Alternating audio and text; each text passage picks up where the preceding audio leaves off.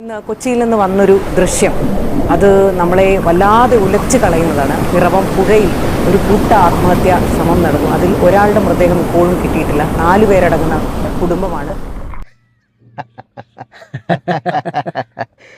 അതാ ഞാൻ പറഞ്ഞത്, കഴിഞ്ഞ വർഷത്തെ ബിസിനസിന്റെ ലാഭത്തിന്റെ ഒരു ഭാഗം ഞാനൊരു പള്ളിക്ക് കൊടുക്കാമെന്ന്. അത് ഞാൻ വളരെ ഭംഗിയായിട്ട് ചെയ്യുകയും ചെയ്തു. ഇന്നലെ സിംഗപ്പൂർ ട്രിപ്പ് കഴിഞ്ഞ് വരുമ്പോഴേ എൻ്റെ ഭാര്യയ്ക്ക് ഒരേ നിർബന്ധം, സിംഗപ്പൂരിലെ ഓർമ്മയ്ക്ക് വേണ്ടി ഒരു സമ്മാനം വേണമെന്ന്.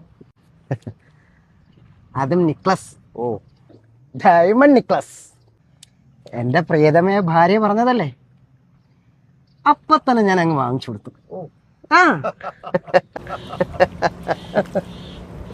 ഈ കഴിഞ്ഞ വർഷത്തെ എൻ്റെ ബിസിനസിന്റെ ടേൺ ഓവർ കൂടിയത് ഞാൻ വിശ്വസിക്കുന്ന ദേവിയുടെ ശക്തി കൊണ്ടാണെന്ന് ഞാൻ വിശ്വസിക്കുന്നു.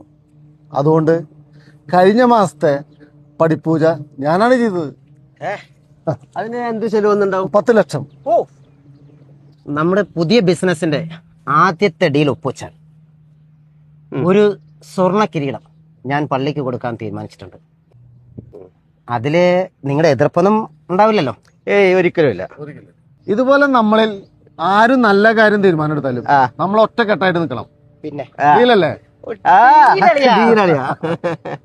ഇപ്പോഴേ ഞാൻ പറയാണ്, നമ്മുടെ അടുത്ത മാസത്തെ യൂറോപ്യൻ ട്രിപ്പിന് നമ്മൾ 3 പേരും ഫാമിലി ആയിട്ടുണ്ടാവണം. അതിനൊരു മാറ്റമില്ല. ഇന്നു മുതൽ എൻ്റെ എല്ലാ തിരക്കുകളും ഇതിനു വേണ്ടി ഞാൻ മാറ്റി വെച്ചിരിക്കുന്നു. ഇതാ ഇപ്പൊ പറയുന്നു, പുതിയ ബെൻസ് കാർ ബുക്ക് ചെയ്തതിന്റെ ചെറിയൊരു പാർട്ടി എൻ്റെ വക ഇന്ന് ഇപ്പോൾ. ഓക്കെ അല്ലേ?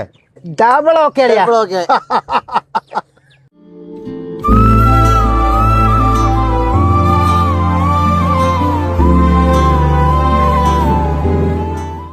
ഒരുപാട് നടന്നല്ലേ?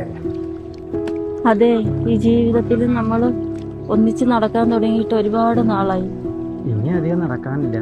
നമ്മുടെ സ്ഥലം എത്താറായി. കുറച്ചുകൂടി നടന്നു പോയാൽ നമുക്ക് അവിടെ നിന്ന് ഒരുപാട് ഭക്ഷണം കിട്ടും. രാജേഷേട്ടാ, ഇവിടെ ഇങ്ങനെ ജീവിക്കുന്നത് നമ്മൾ മാത്രമാണോ? അറിയില്ല, ഈ ലോകവും ഇവിടുത്തെ മനുഷ്യരും ഇങ്ങനെയാണ്. നമുക്ക് മാറ്റാൻ കഴിയില്ല. ഇന്ന് നമ്മൾ ഒരുപാട് നടന്നു അല്ലേ രാജേഷേട്ടാ? എവിടേക്കോ പ്രാർത്ഥിച്ച് നമ്മള്. ആരെങ്കിലും നമ്മുടെ പ്രാർത്ഥന കേൾക്കാൻ എവിടെ ഉണ്ടായിരുന്നോ രാജേഷേട്ടാ? അങ്ങനെയൊക്കെ ചോദിച്ചാൽ അവർക്ക് ഏതോ തിരക്കിലാണ്.